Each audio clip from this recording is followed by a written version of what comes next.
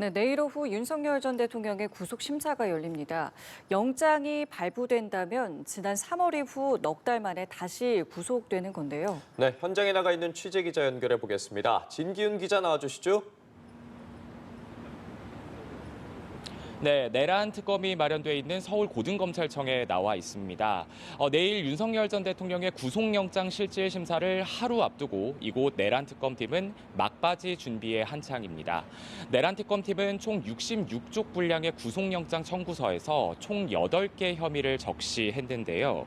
체포영장 집행 저지와 국무위원의 심의권 침해, 사후 계엄 선포문 작성, 비화폰 기록 삭제 등의 혐의가 구체적으로 추가됐습니다.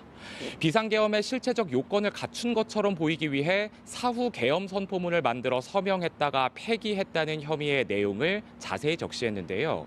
이 허위 공문서 작성 혐의의 공범으로 한덕수 전 국무총리와 강의구 전 대통령실 부속실장, 김용현 전 국방부 장관을 명시했습니다.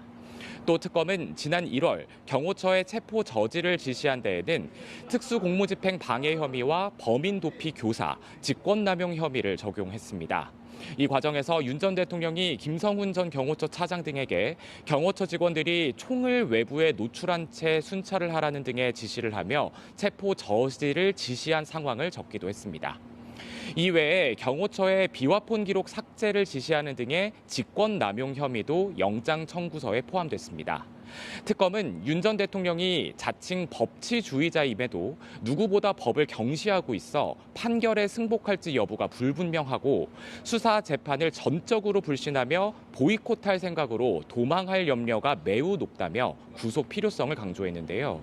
그동안 윤 전 대통령이 경찰 출석은 3번, 특검 출석은 한 차례 거부하는 등 수사와 재판 절차를 부종해온 부분을 도주 우려로 설명한 걸로 풀이됩니다.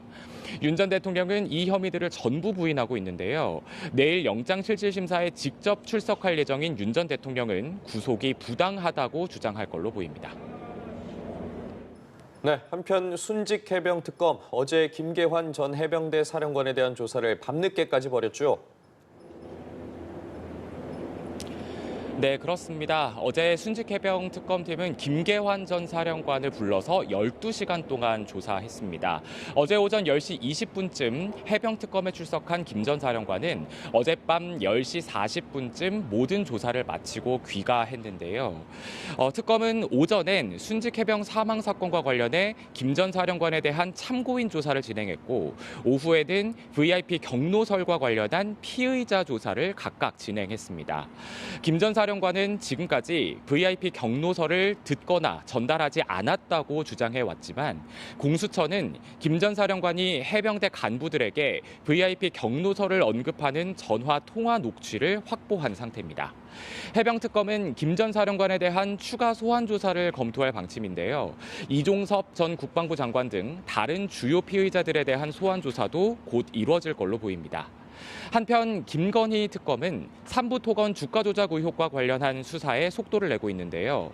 전현직 경영진에 대한 소환을 통보했는데 내일은 정창래 전 대표, 또 모레는 이일준 회장을 각각 불러서 조사할 예정입니다. 이런 가운데 김건희 특검팀은 명태균 의혹의 최초 제보자인 강혜경 씨의 소환 일정을 조율 중이고 또 서울 양평고속도로 의혹 관련된 소환 조사도 조만간 진행할 걸로 보입니다. 지금까지 서울고등검찰청에서 전해드렸습니다.